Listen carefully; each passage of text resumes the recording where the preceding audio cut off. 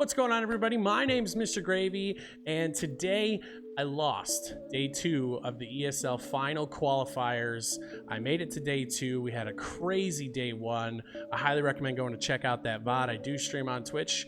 The schedule's always updated there, so come check it out. It's always a lot of fun. I'm not going to do a ton of editing here. I want this to be very raw because this just happened. I just lost in the second series. First series went through, we did pretty well, won game 3 pretty handily, but we immediately then in this next series started off in a hole. We went down 5-0 or 4-0, something like that, and I ended up not being able to claw back. So in the second game, he picked a stadium that was a little bit different, harder to hit home runs out of, and I ended up just hitting one solo homer, and I ended up winning that game 1-0. It was a very good one.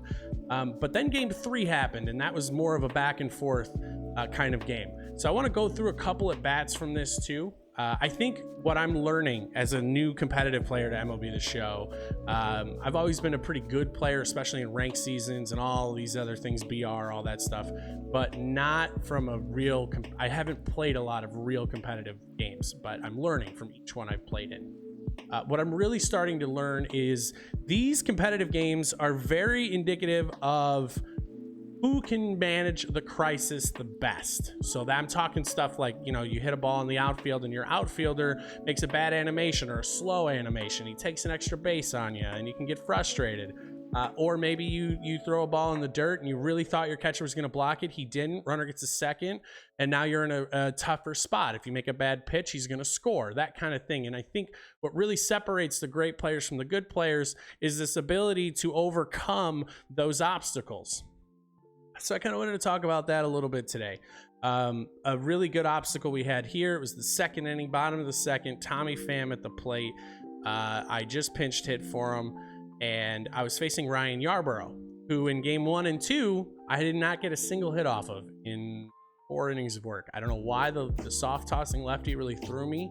It's very difficult. I decided, hey, I'm going to change my camera to just make an adjustment. I think sometimes you kind of got to spark plug yourself, if you will. And let's just go through this at bat. So he's really been teasing me low all AB here. And if you're wondering, by the way, why there's a guy in the upper right-hand corner, it's because that's my good longtime childhood best friend, and he shoutcasts the games. They're always really fun. So he came in with that low and in pitch and then tried to tunnel it with an inside pitch. We just sort of took it. Next one came and it was just a little bit low. These are pitches, and the reason why I'm taking these pitches is I have no intention of swinging at that sinker.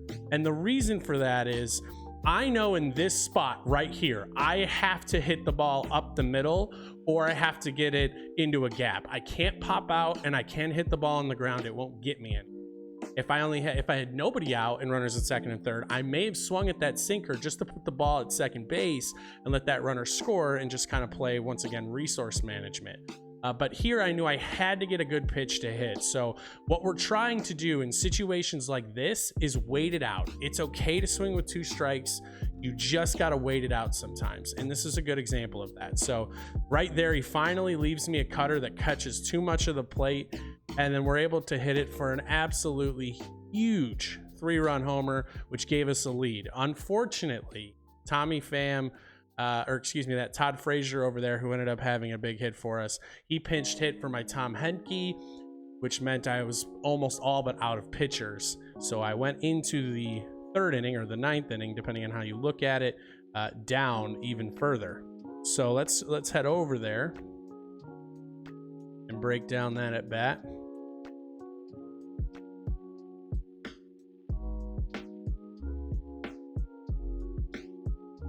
Okay, here we go. I apologize for a little, like I said, I'm not going to do a ton of editing on this. I don't mind it being a little raw. So there we go. Okay, so this is where we want to be. So he brings in Sir Anthony Dominguez, who's a very hard throwing. It's the complete opposite from Yarborough. I should never have swung at that pitch right there. And you could see my reaction in the bottom left-hand corner. I knew I didn't take a good swing there. And at 1-0, it was extremely important for me to go up 2-0. But I got a little impatient thinking I could hit that ball out when in reality I couldn't. That's not a good use of my at-bat here. You've got to have, in these kind of situations, in these competitive games, you've got to have the best possible at-bats you can have. And I didn't do that there. So because it's 1-1, he's got more leeway. He can make more mistakes, right? And so he throws another fastball. I was looking cutter away. You could tell I was kind of sitting away, and I was too late. Now I know I have to protect. It makes things harder, and he freezes me on a good slider after those hard fastballs. That's good pitching. As far as I'm concerned as a hitter, I got myself out on that swing on that fastball inside. It set up everything else. It set up another high fastball and then freeze me with the slider down and in. And it was just a really good job of pitching, but at the same time, it's almost like I gave him that at bat.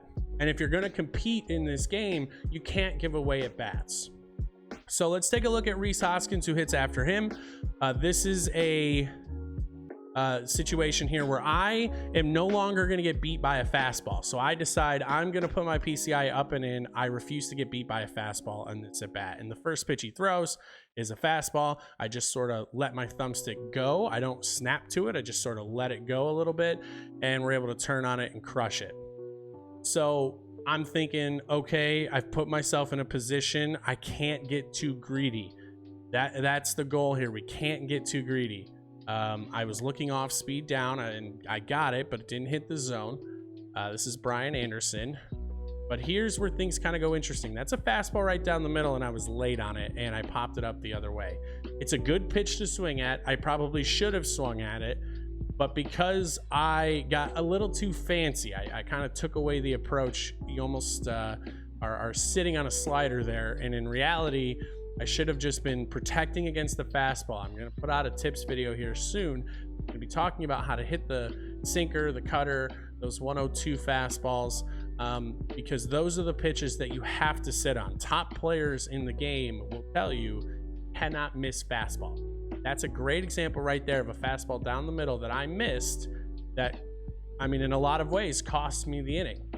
And so now here we are to 6'5", and I have to bring in a guy with only 74 power, Mike Tauchman. Now, Mike Tauchman is a BR beast, an all-star. He's absolutely fantastic, but we're in a spot here. Now, I know he's going to try and push me down and in at some point, so I'm changing my approach to tunnel for one spot until I get 2 strikes. So there it was, but we laid off. Okay, that's good. Now we're in a hitter's count, 2-0. This is a good at-bat here. Tauchman... I get that low and in pitch, and look at how close this was. In my opinion, if I would have waited just maybe a millisecond longer, I may hit that out. But here's the thing. It's about as good of a swing as I could have put on it in that situation. As a hitter, I know that I've got to be a little bit early if I'm going to generate enough bat power, if you will, or excuse me, exit velocity. If I'm going to get more exit velocity, I've got to be early. So I knew that if he threw me a fastball, I could not be late on it. It's a 2-1 count, and really we're sitting fastball down the middle here.